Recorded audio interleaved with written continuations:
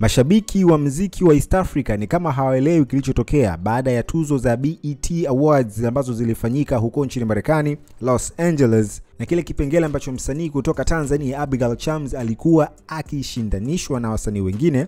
Watu wengi walihisi kwamba anaweza akawa amepata tuzo hili kwa sababu vigezo ambavyo vilitamkwa mara ya kwanza ni likes and comment. Yani kwa kifupi, mtu ambaye atapata likes nyingi na comment nyingi atakuwa na uwezo mkubwa wa kushinda tuzo hiyo. Lakini hakufanikiwa kupata tuzo hiyo, japo yeye ndo anaongoza kuwa na likes nyingi na comment nyingi kwenye post ambazo zinatoka kwenye category ambayo Abigail Chams alikuwa amewekwa. Lakini kwa upande mwingine kule nchini Nigeria walifahamu ya kwamba Ayra Starr ameshinda tuzo ya BET Awards kwenye Instagram post. Yani walifanikiwa kujua kwamba msanii wa Afrika ameshinda tuzo hiyo ya Marekani kupitia post ya mtandaoni, kitu ambacho watu wengi hawakufurahishwa nacho. Kupitia mitandao mingi ya kijamii, clip ambayo inamuonyesha msanii Wizkid akiongelea issue ya BET Awards kama miaka 10 iliyopita na kusema ya kwamba hapendi kile ambacho kinaonyeshwa, lakini pia kinakuwa introduced na watu ambao wanaandaa tuzo kama hizi, kwa sababu haiwezekani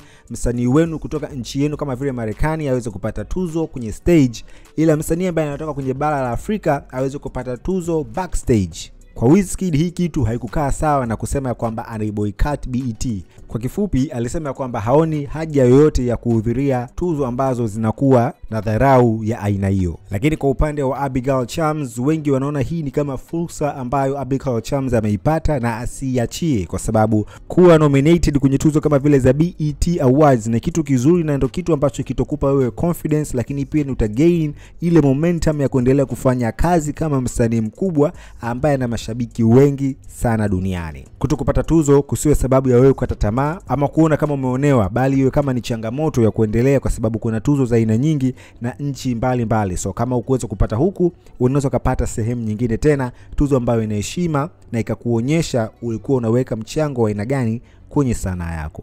Lakini pia shout out to Kendrick Lamar kwa sababu alifanikiwa kuondoka na tuzo nyingi tu usiku huo. Lakini pia kwa upande wa Chris Brown, na show ilikuwa imenogeshwa na host Kevin Hart ambaye jukwani aliwapandisha watu kama vile Dosky pamoja na K-Cent. Performance kutoka kwa Lil Wayne na wasanii wengine wakubwa walifanya BET Awards kuwa moja kati ya shows za awards nzuri ambazo zilikuwa zina vibe ya aina yake kwa 2025. Unasikiliza PJ Classic FM na usisahau kusubscribe kupitia YouTube channel yetu ambayo ni PJ Classic Media.